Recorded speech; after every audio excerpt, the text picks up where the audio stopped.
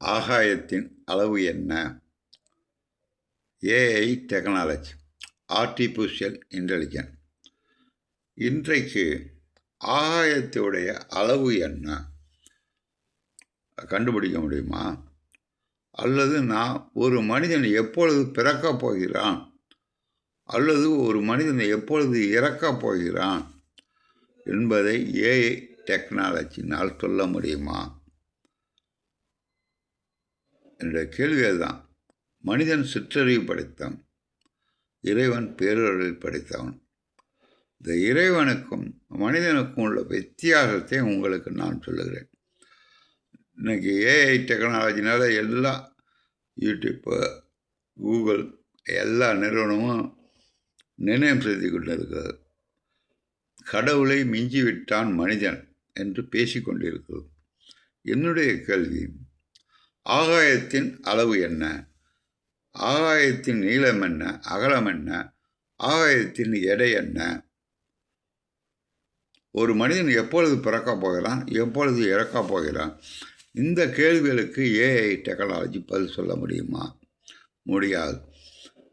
முடியாததினால் தெரியாத விஷயத்தை நாம் தெரிந்த விஷயமாக கொண்டு நாம் கடவுளை மிஞ்சியவன் என்று சொல்வதில் தவறு இருக்கிறது. இதுதான் தேவாரத்தில் சொன்னாங்க. என்ன சொன்னாங்கன்னா,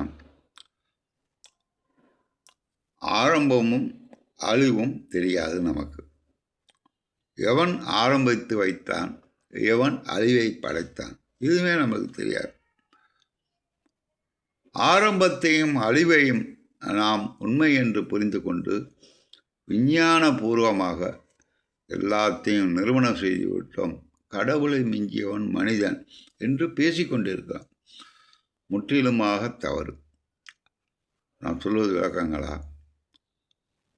அதாவது இந்த பிரபஞ்சங்கள் தோன்றுவதற்கு காரணம் என்ன என்பதை சைவ சித்தாந்தம் கூறுகிறது.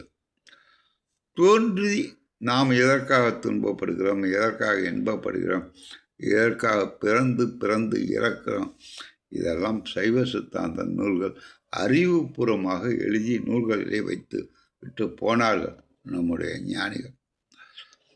அதை படிக்க நமக்கு அறிவு கிடையாது.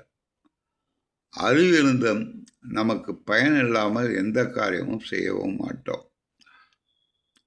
இதிலிருந்து ஒரே ஒரு உண்மையை புரிந்து கொள்ள வேண்டும். செயற்கை அறிவு அழிவு நிச்சயம். இயற்கை அறிவு படைத்தவன் உலகத்தை வாழ வைப்பான். இது ரெண்டையும் புரிந்து கொள்ள